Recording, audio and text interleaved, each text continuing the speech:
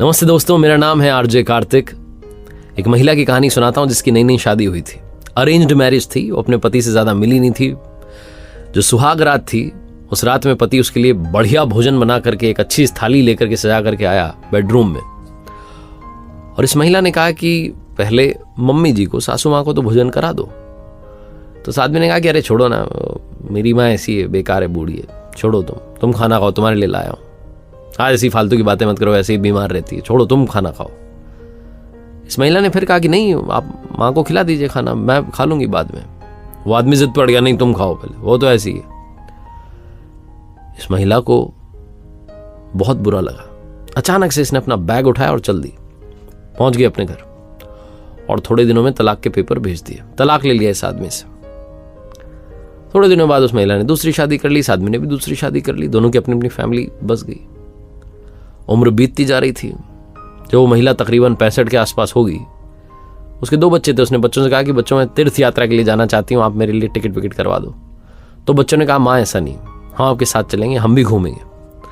तो वो बच्चे अपनी माँ को लेकर के, पूरा परिवार जो था, तीर्थ यात्रा पर निकल पड़ा। तो एक जगह रुके वो दिन में भोजन करने के लिए। भोजन कर रहे थे तभी इनकी नज़र पड़ी, एक फटे हाल कपड़े में आदमी बैठा हुआ था, पागल सा दिख रहा था, हाल उसके बेहाल थे, ऐसा लग रहा था कई दिनों से नहाया नहीं है। तो ये जो महिला थी, इसने अपने बच्चों से कहा कि जाओ जाकर के उसे नहला दो और अच्छा भोजन करवा दो, बहुत परेशान लग रहा है। बच्चों ने कहा ठीक है। नहला करके तैयार करके जब लाए उस व्यक्ति को वापस भोजन कराने के लिए, तो ये महिला चौंक गई, क्योंकि आदमी वही था जो इसका पहला पति था, जिसे ये पहली ही रात में उसी दिन छोड़ करके आ गई थी कि चलो मुझे रहना नहीं। तो दौड़ करके पहुंची और पूछने लगी कि तुम्हारा हाल कैसे हो गया।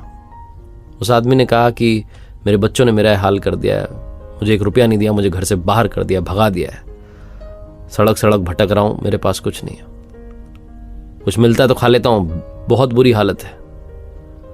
इस महिला ने बोला कि तुमने आज तक नहीं पूछा, लेकिन आज तुम्हें बताती हूं कि मैंने तलाक क्यों लिया था, उसी रात में वापस क्यों आ गई थी।